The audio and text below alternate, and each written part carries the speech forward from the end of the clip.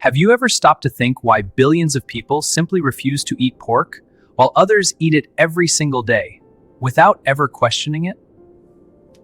Now let me ask you a more uncomfortable question. What if this isn't just about food, but about something you've never noticed? Something that involves faith, control, and decisions that have been followed for thousands of years. But hold on, because what you're about to discover, almost no one explains this though.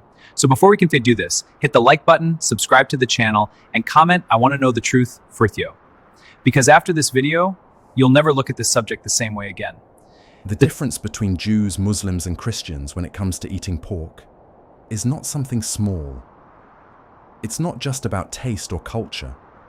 We're talking about thousands of years of tradition, rules that were followed with extreme rigor, and a change that completely transformed one of the biggest religions in the world. To understand this, we need to go back in time. In Judaism, the prohibition of pork comes directly from the Torah. There, you'll find very detailed dietary laws known as kashrut. These laws weren't created randomly. They clearly define what can and cannot be eaten. According to these rules, an animal can only be considered clean if it meets two conditions. It must chew the cud and have split hooves. And that's where the pig comes in. The pig has split hooves, but it does not chew the cud, so it fails one of the conditions. And within this religious logic, that alone is enough to make it unclean and therefore forbidden. But here's an important point. This isn't just about food. For Jews, following these laws is a form of spiritual discipline, obedience to God, and a way to preserve their identity throughout history. In many moments, these rules even helped distinguish them from other peoples around them. Now let's move to Islam. For Muslims, the prohibition is also very clear, and even more direct. The Quran explicitly states that pork is haram, meaning forbidden. There's no room for doubt or complex interpretation. It's a direct command. For a practicing Muslim, avoiding pork is an act of faith. It's not about questioning whether it makes sense or not. It's about obeying God. And that's a powerful concept in Islam. Submission to the divine will. Now comes the part that raises the most curiosity. If Jews and Muslims have followed this rule for thousands of years, why did Christians, who came from the same roots, start eating pork normally? The answer lies in a change that happened in the early centuries of Christianity. The first followers of Jesus were Jews.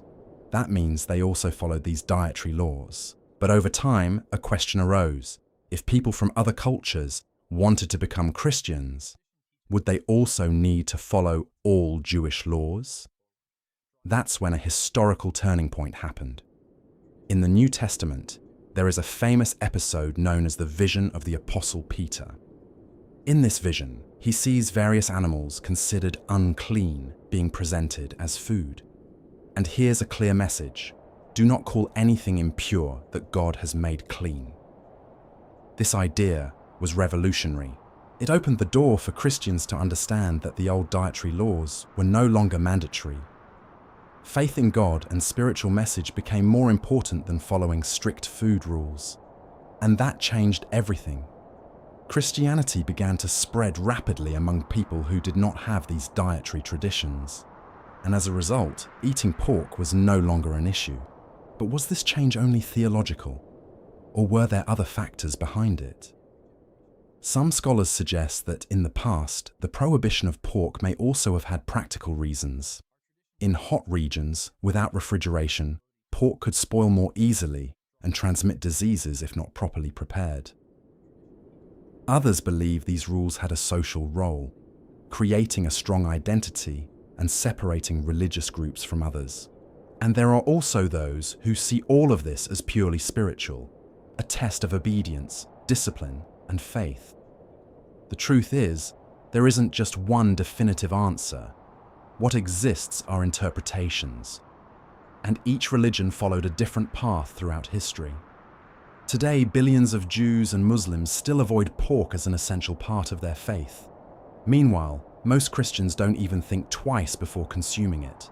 3 religions, 1 common origin, and a difference that still exists today.